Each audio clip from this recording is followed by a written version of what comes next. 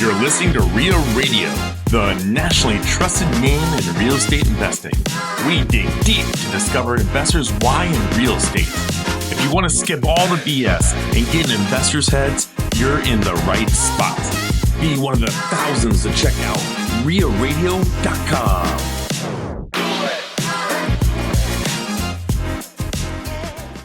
Welcome to the Real Estate Rundown. This is episode 261 with Owen and Takash.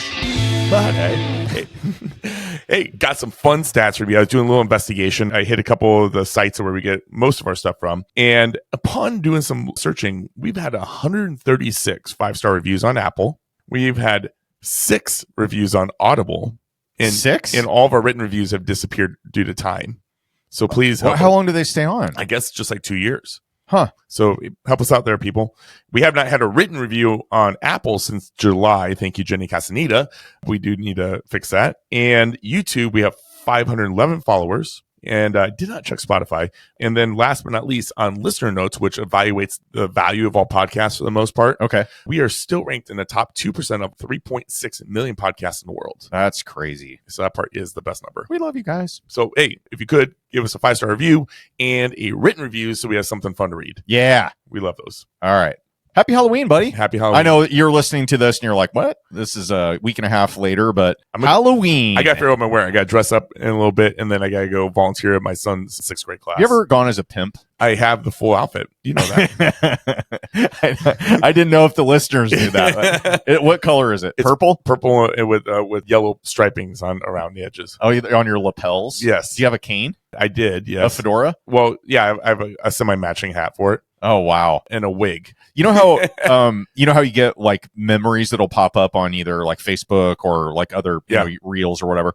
One year, let's see, I'm trying to remember. Oh, I think my youngest was, she was not, let's see, how old would she have been? She's like 10 months old at the time. And so we went as the Wizard of Oz. So my wife was the Scarecrow. I was the Tin Man. I think Avery was Dorothy.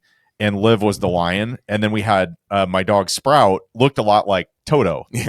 And we went around and trick-or-treated in full gear. So I had, today that popped up and I had like the full Tin Man with silver paint and everything on my face and like the little, cone thing on his head. You better share that. I just laughed. Yeah, I'll have to pull it up. It's pretty funny. That's one of the better family Halloween deals we've done. You remember going into this year, one of our goals was to try to get on like 2 podcasts a month to be able to promote the podcast. Yeah. So obviously we've been doing terrible at that. Yeah. But I got on Billy the Kid's podcast. Oh yesterday. yeah. I don't know when it'll actually air because I was giving him some shit. I go, dude, your last podcast that you just aired said that you recorded in July. He's like, yeah, I like to keep a stockpile. So we talked about that for a while. And wow, he's got a lot in the hopper. Yeah, huh? And by like you got to release more content out there. So he said that's something he's working on. But fun podcast. And what was unique about that is we got talking about cigars, and he has his own studio built in his garage. Mm-hmm. And you've been there. And there he's like, you want a cigar? I got some right here. And I'm like, heck yeah. So I did a podcast smoking a cigar. It was the most relaxed podcast I think I've ever done.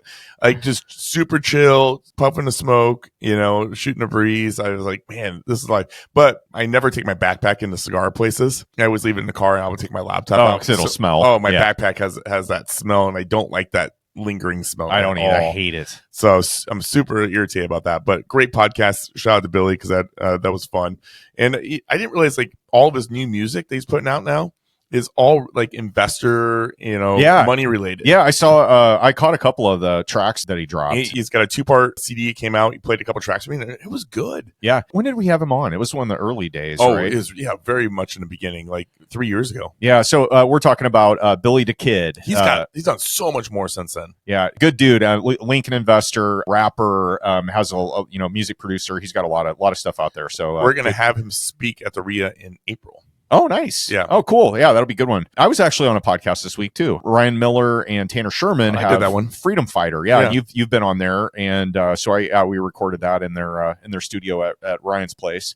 And that was a fun conversation too. So we'll have to feature those here coming up as well. Tanner did a really good podcast with us. It was a long time ago, the first 50, I think. Yes. But it was very educated with how he spoke. I mean, it was just, he was a natural at it. Yeah, Ryan's too. His story's on there as well, and yeah, he did a good job. Both military, ex-military folks, and yeah, good stuff. Speaking of Ryan, Ryan calls me up the other day, this week, Monday, and says, "Hey Ted, I'm going to go to Toastmasters tomorrow. Do you want to come with? I know you mentioned wanting to do this. And do you know what Toastmasters is? Yeah. And I guess there's 46 local Toastmaster groups in just Omaha. What? Yeah, because there's a limited amount of people that can be in them. I think it maxes at 22 or 25. I didn't know that. Because that way people get to actually speak. So if you don't know Toastmasters, there's an opportunity to do improv, improve your speaking skills. You get judged by the people in your group. It's a networking group pretty much. And got some great tips from the guys in there afterwards. I probably hung out for another hour just talking to the guys that are running it. There's a lot of retired people in it. Mm-hmm. And it's very much like a drama club in a lot of ways, which that was definitely not my gig, but I really need to get better at speaking with confidence. And, if Owen's not available because he's sick or his voice goes out, I need to be able to talk throughout the whole entire podcast and, really focus on my active listening skills, focusing on what to talk about, making sure I'm not saying, and, all the way through, which I really feel like I've done a lot better over the years with that.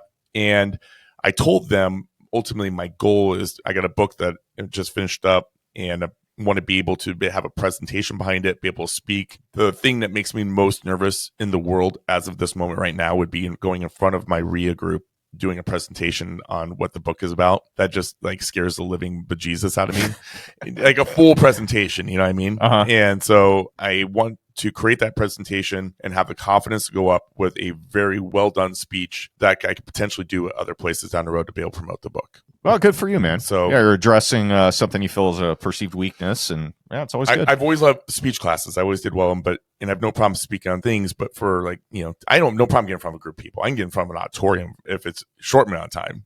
But to do something and get in front of everybody for 45 minutes or longer than 20 minutes, that just does not excite me in any sort of way.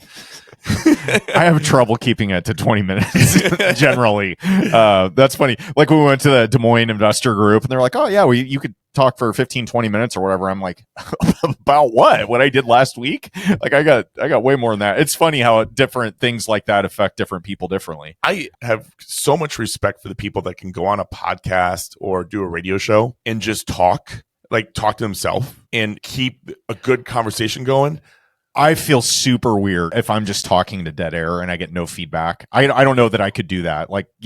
There's countless people out there that do it. And Alex Hormozy's one of them. Luke Carl. Yep. I can't. Yeah. I don't know, man. I'd have to work at getting better at that. Like a radio DJ. Yep. That seems crazy. That's a whole different set of skills, I think. Yeah. And I would like to be able to do that one day. Be able to just chat. Maybe it's on a different topic, not real estate. Well, you've been practicing with ChatGPT for your 80-hour book. I've been doing so good at it. And that's a good point because I did do that. Right. So, See, there's your little boot camp. Yeah. So I'm getting there, buddy. I'm getting there. Oh, man. Dude, I got to tell you this story. So since this is a real estate podcast, kind of. So we have our Branson hotel conversion project, long construction project, very close to opening the first 3 buildings. And we've got some pre-leasing done and so forth. We had this thing happen. So the main building is building C, and it's about, I think it's 42 units. That's the large building kind of right off of the leasing office, right? And it's got 3 levels. The garden level, so the very first floor is, I'm trying to figure out how to describe this. It's kind of weird. Branson's very hilly. It's basically right after this huge ridge of, it's like a small mountain, kind of cuts across, all limestone, whatever. So there's a ton of hills in Branson. And our property's on the hill, kind of on the top of the hill by the Tanger outlet malls. For any of you that have ever been to Branson, you've probably heard of the outlet mall there. It's fairly well known. So big hill. When water happens, it runs down the concrete. The concrete is providing basically a way for it to go. What happened was the drainage was going right into, when you get a heavy rain, it'll go right into a couple of the units. I think it was 2 or 3 units. Not a good scenario. Not and at we're all. And there was really no way to build up a lip to prevent it, because then you couldn't get the door open. You know what I'm saying? Yeah. So I have an idea of what I would do. But so when we looked at this, what the previous owner had done, obviously this had been a recurring issue. Yeah. They skim coated it with a layer of a thin set, basically a layer of concrete. And what happens to that after about a year? Yeah, cracks and breaks. Cracks, breaks. You put weight brittle on it. It's brittle. Yeah. Heat, cold. Yeah, it won't last long. Temporary. So that happened, and we're like, well, this sucks. obviously we had to redo the flooring and whatever in the units. And we're like, how do we fix this so it doesn't happen again? So what we arrived at was like, okay, we could do a French drain and route the water out using a sump pump or something like that. Yeah, using PVC or drain tile or whatever. That's what we do when I was in the waterproofing business. So we looked at that, and that was not going to be cheap. And then we looked at just tearing it out and repouring it with the proper slope. You know what I'm saying? So we were going to do that, and it was going to be much, much cheaper than doing the French drain. That's impressive. Right. So here's what happens. So we green light this, and it's several $1,000s to do this, right? The guy busts the concrete, okay, right in front of the door. What do you find? Well, what he found was a hole about however wide it was that he had jackhammered out. He looks down and sees the water heaters in the freaking basement of this place. Okay, I hope you understand what I'm saying. He jackhammered through the ceiling of the basement that was just concrete, right? It stuck out further than the edge of the building. So the basement actually was excavated further back and was sitting right underneath basically the entry. I don't know. And it wasn't even down very far. So what would have happened, because he could have saw cut that. Yeah. And that whole section would have just fallen right into the freaking laundry room. Yeah. And probably crushed both of the gigantic water heaters that we spent tens of thousands of dollars on. I'm surprised you didn't have no damage down there. I was like, what? Oh my There's gosh. no other way to approach this. There's no other way to do it. We have to skim coat this again.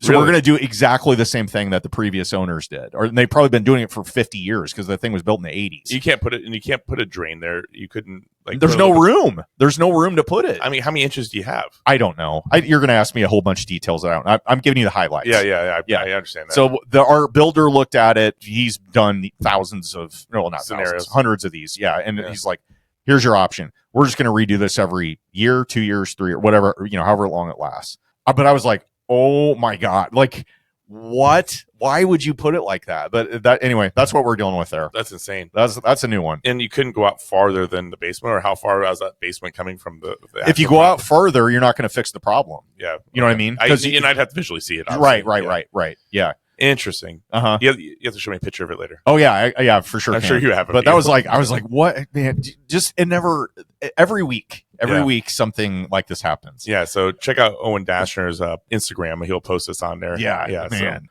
So that was a new one for me. Owen Money Real Estate. Owen Money Real Estate. Gotta be owing that money, baby. Yeah. And I do. What else is going on with you, man? Well, man, I gotta give you a shout out. I was checking out Owen Money Real Estate on Instagram, and you posted that chandelier. That thing is beautiful. It makes that room. You guys did not spare an expense with that. No, I actually got a killer deal on that. I was looking on Wayfair and like everything that I could find that was going to be big enough to since it's a lobby, right? Yeah. So it's a commercial building, and we had the lighting that was from like the early 1900s. The water building, if you guys don't know. Yeah, exactly. The flood building. But it had a really kick-ass, cool, like old, kind of polished brass type of a light fixture. And that was kind of the theme of the building, right? So it was built in 1900 or late 1800s. Anyway, so I'm like, oh, this sucks, because the whole thing just kind of fell apart. And so I was looking and found it on Amazon, actually, got it for it was like $350, $400, something like that. But I was like, this is kind of a statement piece. Anyway, so this chandelier is like, think of those kind of like opulent 100 crystals hanging off of it type of a thing. And so I order this thing and it gets delivered, and it's 40 pounds, and a lot of glass. And so I take it over and I drop it off, and I text my manager, Mark Henright, and I'm like, hey dude, chandelier's there. I dropped it off. Here it is. I don't think the electrician's going to be super happy with me, because it probably took him about 3 hours to hang that thing. It's 40 pounds. Just, and it's a 12-foot ceiling. I love to have Mark on the podcast. Yeah, same here. Make that happen. Yeah, all right. I can do that if he'll agree to it. You know what you really need to do is you need to do an open house to this building when you guys get it done. Yeah, the whole thing. Yeah, we'll make an event out of it with the RIA. It's about, I think we're, knock on wood, 2 weeks. 10 grand, 2 weeks. You need to do. You should do your caffeine cap rate there. Oh, in the coffee shop area? But there's nothing in there though. I have to get tables and chairs. I thought you had a coffee shop already in there. No, it's vacant. Okay. It's being advertised right now. Okay. Yeah. But you should do an open house there. We'll promote it on the page. Yeah. Come walk it, check it out. Well, I'll tell you what, if we do get a cafe or a coffee shop in there, I will shift it over there for sure. Yeah. I love Sozo coffee, but got to eat my own cooking here. Yeah, of course. Yeah. Yeah, no, appreciate that. Yeah. Plus, everybody loves to know who the owner of the building is. Oh, jeez. Yeah, I'm not wearing a shirt that says owner on the back. That's for sure. Yeah, but they'll know it's you. Probably. Yeah.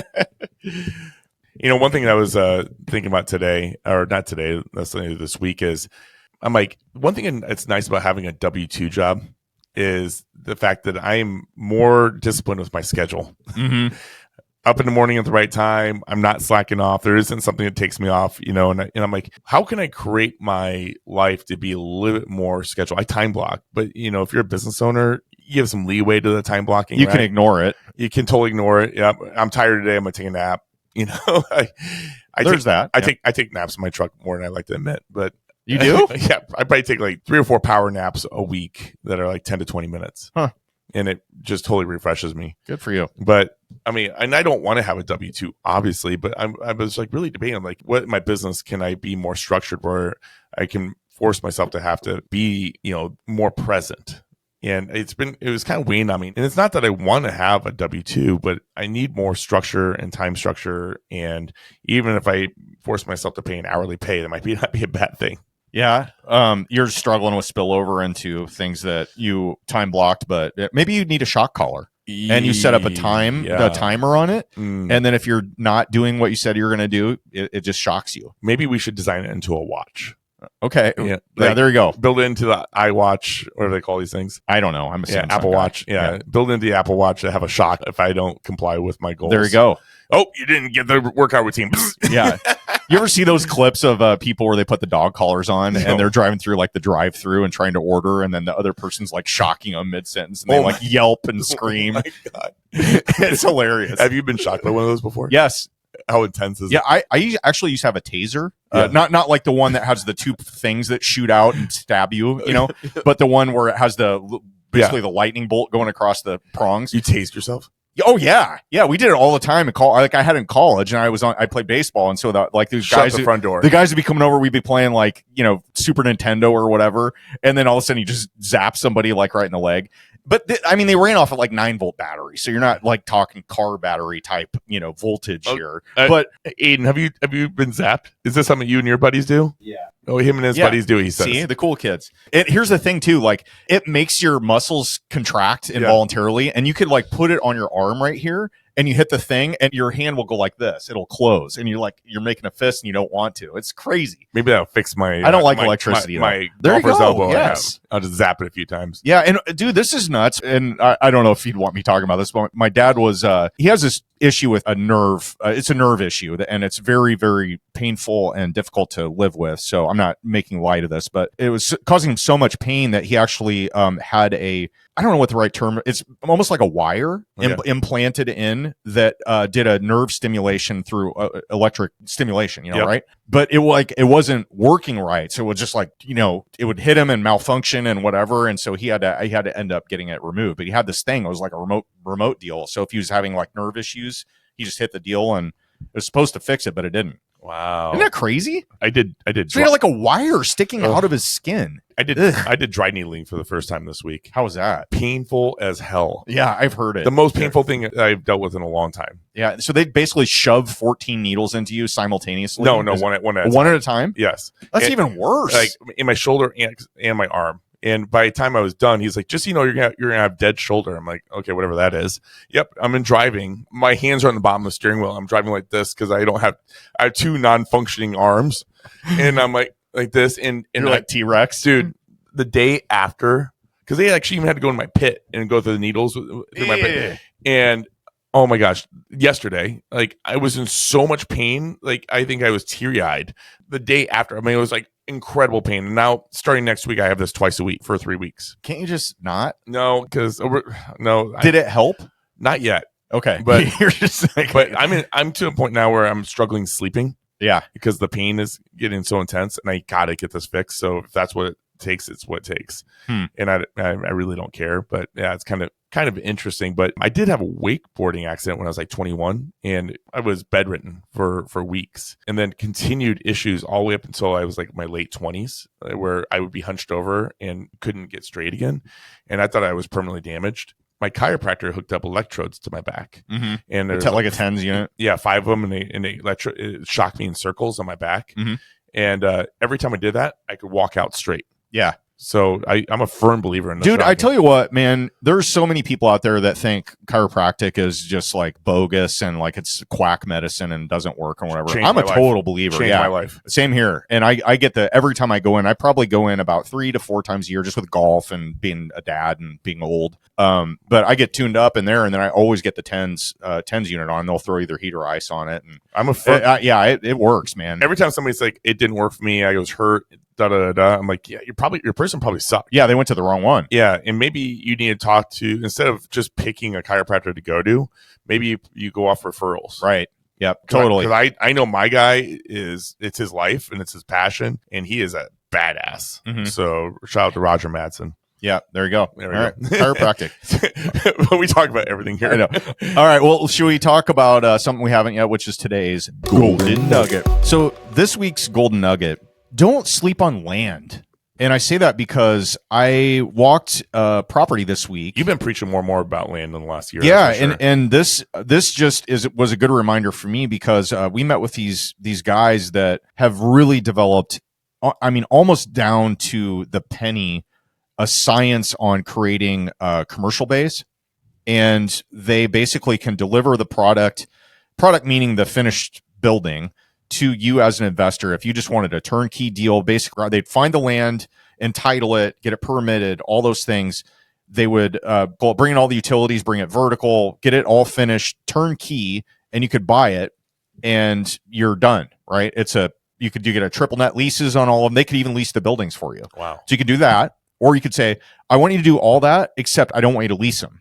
I want to do the leasing myself. You could do that. You could buy it pre-construction. They could entitle the land, get it all permitted, everything you need, and then you could bring in your own crew to finish it, or they could do it up to the point of utilities. So very, very cool model. And I'll talk more about this at another time. Because I know I can see you're about ready to start firing questions out. Yeah, I am. But I went and walked this, and they basically put up a structure that was 5 bays, so 5 commercial bays, and I think they were roughly about 1,500 square beautiful feet. I saw the pictures on your Instagram. And so you could get 5 bays, and these things rent for $20 triple net. So your all-in lease cost for the tenant is going to be $20, and that'll offset the taxes, insurance, utilities, all that stuff, right? So it's turnkey. Or you could do $16. So it's basically a $4 spread between triple net and gross lease, right? And it's kicking off supposedly about an 8% cash on cash return. And that's, done.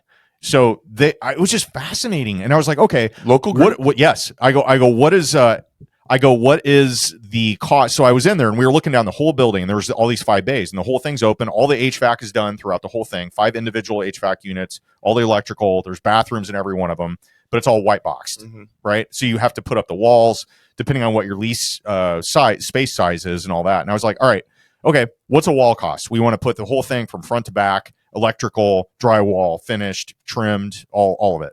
$14,000. That's what it cost. And I was like, whoa, that was very specific. I thought he was just going to give me a range and be like, oh, well, it depends and this and that. No, they had it down to a freaking T, man. And he's like, here's what it costs to buy this. Here's what, we could do $3 a square foot if it's pre-development land and it's entitled and all that. Or we could do this and it costs this. And I was just so impressed with them going, an inch wide and mile deep on this. And I was asking him all these questions like, what do you want to, do you guys do this or do you guys do that? And he's like, no, we do this. This is what we do. We are an assembly line of this, and we have it down to where you could get one of these from purchasing the land, getting it permitted, entitled, and out of the ground, done. You're ready to, take control of it in 1 year. So from the date of closing on the land to the date you're ready for business, 1 year. And they pre-lease them. So while they're under construction, they get them pre-leased. So when you open, there's no lag time, because that was always my concern about commercial properties is, you have a commercial bay. What if it sits vacant for a year? Yeah. Right. These are pre-leased and they're brand new construction. So theoretically, you could have 10 years of no maintenance, really. And if you're doing triple net, then you have all your taxes, insurance, and all that rolled into it. You don't have to worry about it. Anyway, super interesting. So I'm now looking at things, and it takes basically, think about it this way.